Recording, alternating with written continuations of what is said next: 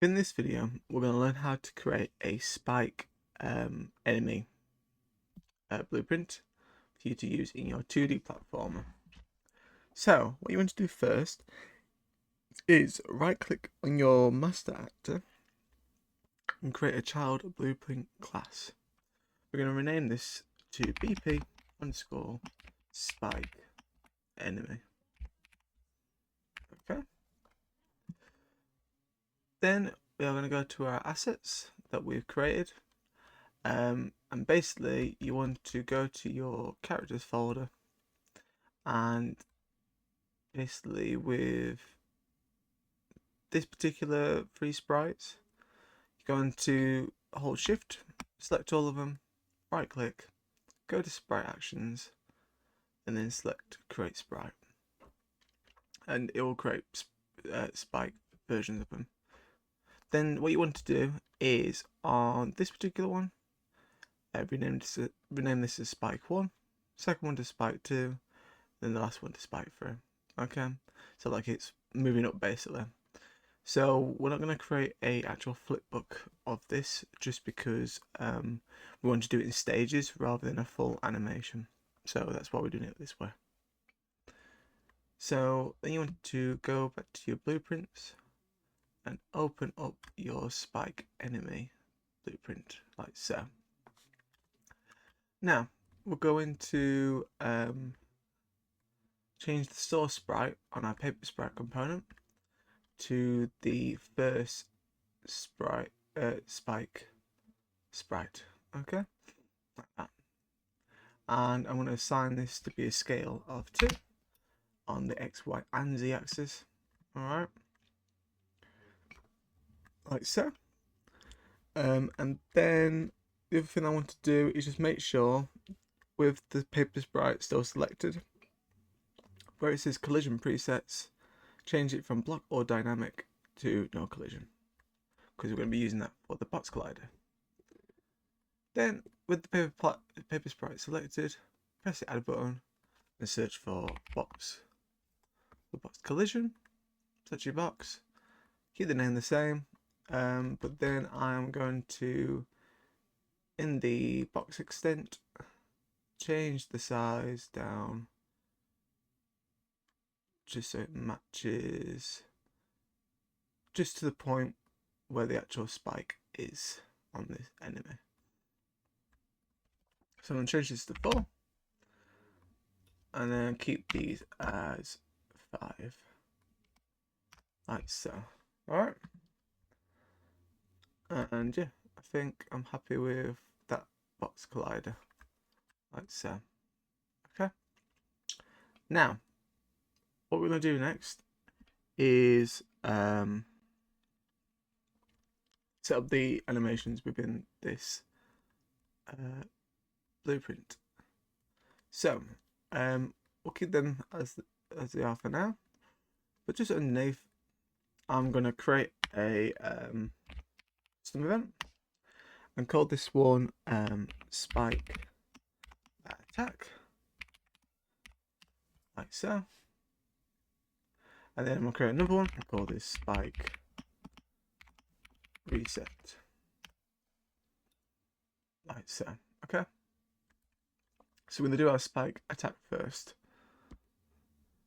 So all you have to do is drag and drop your paper sprite component into your event graph like so.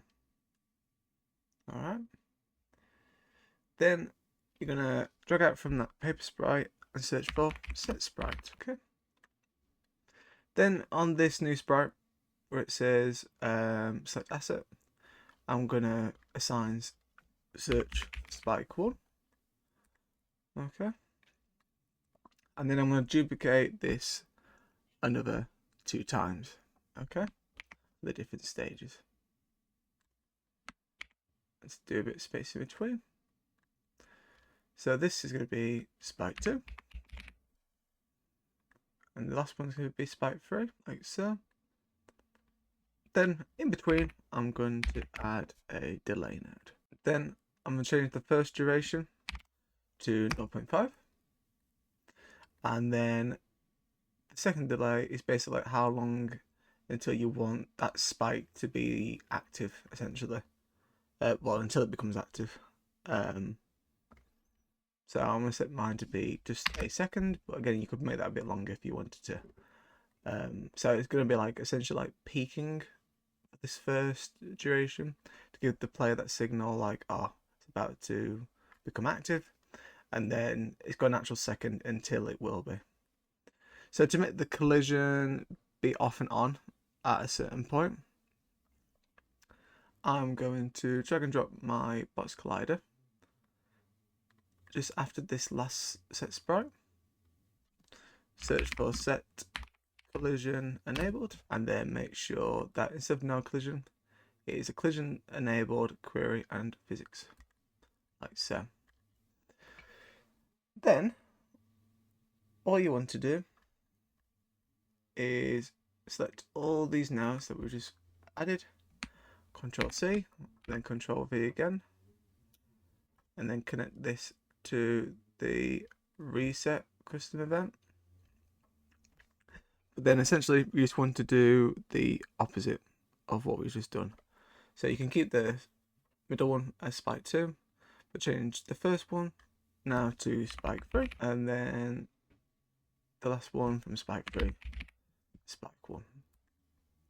And then what we're going to do is, because it's resetting, just change the delay to be 2 on both of them. Okay, like so. And then last thing you want to do with that set collision enabled, just change that to have no collision. So when it's reset, obviously the player's fine to walk over it for the time being. Another thing what I'm going to do, just to make it that ever more, or the design a lot better, is search for set sprite color as well. So basically what this would do, hopefully, is I'm going to do like a bright red, essentially, like that. So when it's active, essentially, it will signal the sprite will turn red, similar to the player, right? It's now active. Okay. Then what you want to do is, with your box collider component selected, sorry, I'm going to scroll down and select on component begin overlap, like so.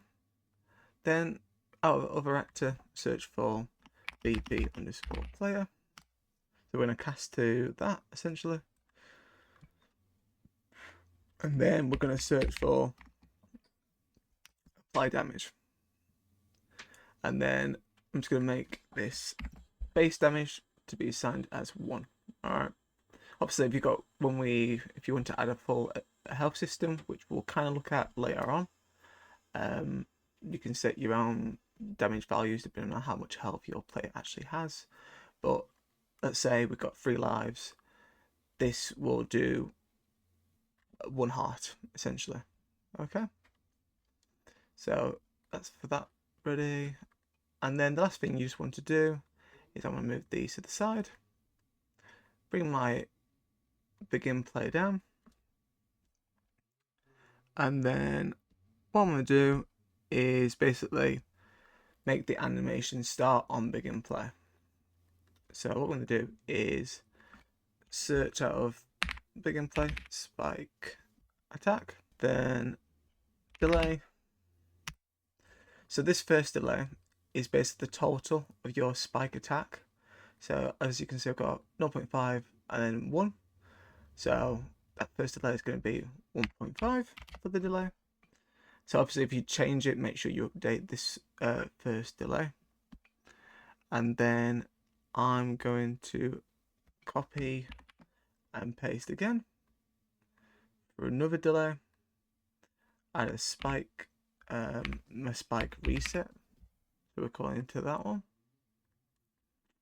And then add a other delay again. Alright. So like that. So this second delay here we're going to basically right click on this duration and promote it to a variable and rename this to spike active duration. So how long we actually want that active collision box to be on for. Okay. So again, depending on how long you want it, I'm just going to set mine to 0.3 so we can see it. And then this last one, I'm just going to put it as 1 second again.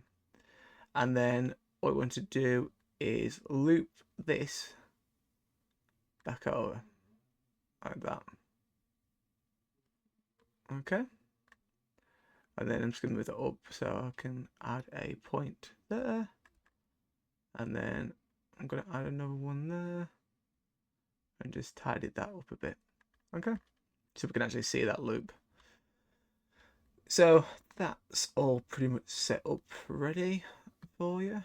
So now if we compile and save that, go back to our level, and then what I'm going to do is add our spike into our level, but make sure that the y-axis is location is set to 0.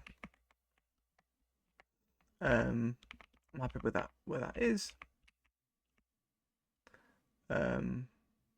Just a bit up like that.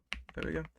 So now if we press play, going to jump up here, see that it does its animation, and then if we wait until it resets, I'm fine until obviously it's active, and then I reset back to my level. Obviously you can see that the color hasn't reset, so what I'm going to do is just copy and paste this sprite color node here, just in the same area, and then I'm gonna just do that. So just change the new color to the alpha to 0. So hopefully that should be up, and then disconnect that to that. So that should be fine. Oh, it's made it invisible. So I'll do that. There you go. So yeah, just change it back to a white color and it will reset the color essentially. But now you can see that when it's active, it turns red, and then when it's not, it's got back to its normal color. Okay. So there you go. That's how to make a basic spike enemy system. And in the next video, we'll learn how to create a simple collectible system where you pick up your gems, and that will update to a simple like player HUD for you. All right.